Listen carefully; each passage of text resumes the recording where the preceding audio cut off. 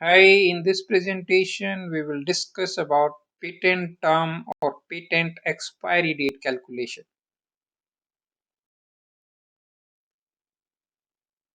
Expiry date of a patent is to be calculated.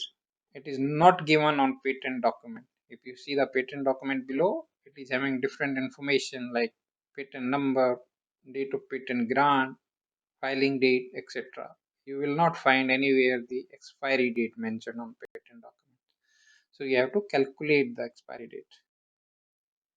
Before we come to the expiry date calculation, let us clarify on certain points.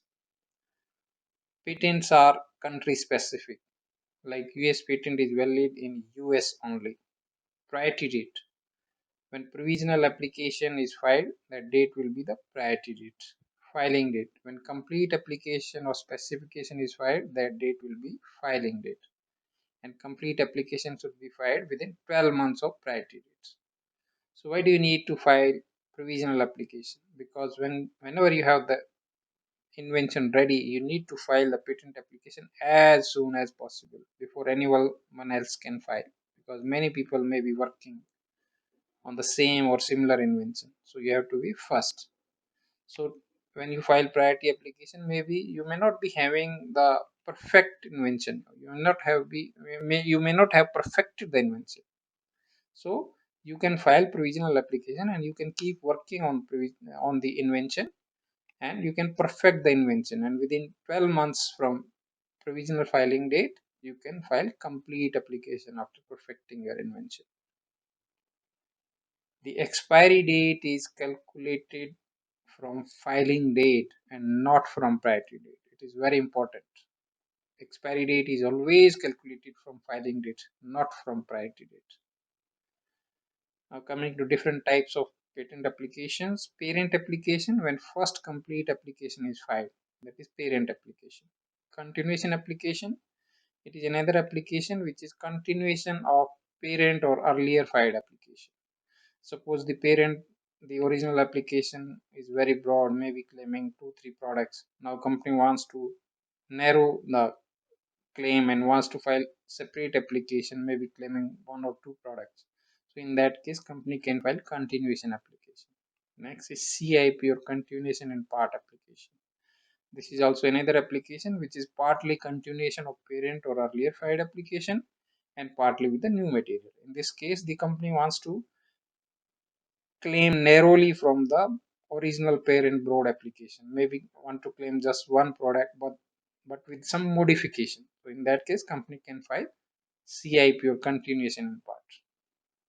Divisional application. Divisional application is divisional of parent or earlier filed application. Maybe the original parent application is claiming very broadly, maybe claiming 2 products. Now company wants to claim these 2 products separately in separate applications. So in that case, company can file second application in which the company is claiming 1 product separately. So that second application will be the divisional application. Or maybe the patent examiner may ask the applicant to file separate application for each product, because original application is claiming 2 products. Now examiner may ask that you file separate application each claiming each 1 product separately. Now coming to PCT application, it is an arrangement by WIPO. So why you need to file PCT application? Before PCT application, if there is no PCT application, then what happens? If you have the invention, then you need to file the patent application as soon as possible, and maybe in all countries simultaneously, maybe on the same day. If you don't file on the same day, then the earlier filed application in one country will act as a prior art for later filed application in second or another country. So you need to file application maybe on the same day if there is no PCT, which is very difficult. You cannot go to each country on the same day and file all the application in all the countries on the same day. So it is very difficult. So in order to solve this problem, the WIPO came up with a solution in the form of PCT or Patent Cooperation Treaty, which is a treaty administered by WIPO, which is part of United Nations. So under the PCT treaty is signed by more than 155 countries. So Under PCT, you can file the patent application, PCT, International Patent Application, in your home country. And after filing PCT application in your home country, you get 30 months. And within 30 months from PCT filing date in your home country, you can file application abroad in different countries. Within 30 months, anytime during 30 months, you can file application abroad. So this PCT application provides solution. It is helpful to the applicant company and it saves time and resources. Now coming to patent term calculations. You have to check the filing date. So you check the filing date on patent document. If filing date of a US patent is before June 1995, then you have to apply two formulas. One is longer of 17 years from date of grant or 20 years from date of filing. So formula is longer of 17 years from date of grant or 20 years of 20 years from filing date. So you add 17 years to the grant date and then separately add 20 years to the filing date. So whichever is the longer date, later date, that will be the expiry date. Let us understand with an example. Suppose grant date is 2000 and filing date is 1990. So before filing date is before June 8, 1995. So add 20 years to the filing date, 1990 plus 20 years, 2010. Second option, add 17 years to the grant date. Grant date is 2000. So 2000 plus 17, 2017 is the second date. So 2017 is longer than 2010. So 2017 is the expiry date in this case. Second option is if filing date is after June 8, 1995, then it is simple. Add 20 years to the filing date. And in case of CIP, continuation or divisional application, filing date of earliest parent application in chain is to be considered for expiry date calculation. Suppose the CIP is filed in 2005, but it is a continuation of earlier filed parent application which was filed in 2000. So you have to add 20 years to the 2000, not to 2005. So expiry in this case will be 2020. Now patent term adjustment and patent term extension under Hatch-Waxman Act. So a patent term or expiry date calculated from above formula, it can be extended or adjusted. If there is a delay in grant of patent by patent office, then applicant can apply for patent term adjustment. So under patent term adjustment, the patent term can be extended up to 5 years maximum. And second case is when there is a delay in grant of regulatory approval by US FDA. So in that case also the patent term can be extended and that again for 5 years. So the second case, if there is a delay in grant of regulatory approval by US FDA, then also the patent term can be extended. So both of these adjustment and extension, they are added to the patent term, which is calculated from above formula. So you calculate the expiry date from above formula, and then if there is an extension or adjustment, then add that as extension and adjustment to the expiry date. Next is pediatric exclusivity. If company submits the data in pediatric patient, then he may get 6 months of pediatric exclusivity, and this 6 month of pediatric exclusivity is added to the patent term or calculated expiry date. So patent term will become 20 years and 6 months. Now coming to terminal disclaimer. In case of two patents with similar claim, but both are basically claiming the same invention, and if they are expiring on different dates, then term of later expiring patent is disclaimed in order to avoid double patenting for same invention. So let us understand with an example. Suppose the company having two patents, one is expiring 2030, one is expiring in 2040, but both these patents are basically claiming the same invention. So it is double patenting. So if anybody finds out this double patenting, he can challenge this in court, and court may invalidate the patent on basis of double patenting. So in order to avoid double patenting, the company can file for terminal disclaimer. So under terminal disclaimer, the company will say that, okay, both my patent are claiming the same invention, and now I agree that both my patent will expire on earlier expiry date. So now company agree that both my patent in this example will expire in 2030, because one was expiring in 2030, one was expiring in 2040. Now company says, I agree that both patent will be expiring in 2030. So basically the company has disclaimed 10 years of the later expiring patent.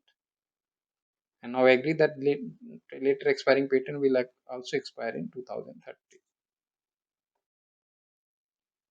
Now coming to examples of patent term calculation. So you have to check the filing date. So filing date in this case is 2005, which is after 1995. So calculation is simple, add 20 years to the filing date. So expiry date will be 2025. Second example, in case of PCT application, the patent based on PCT application, you have to check the PCT filing date, and you have to add 20 years to the PCT filing date, not to the national phase filing date. So check the PCT filing date and add 20 years to the PCT filing date. So in this case, add 20 years to 2014. So expiry date will become 2034. Third example, check the filing date. Now filing date in this case is January 8, 1994. So it is before June 8, 1995. So you have to apply the formula of two options. So you add 20 years to the filing date and add 17 years to the grant date. So whichever is longer will be the expiry date. So here grant date is 2012. So add 17 years, it will become 2029. Filing date is 94. Add 20 years, it will become 2014. So longer is 2029. So expiry date in this case will be 2029.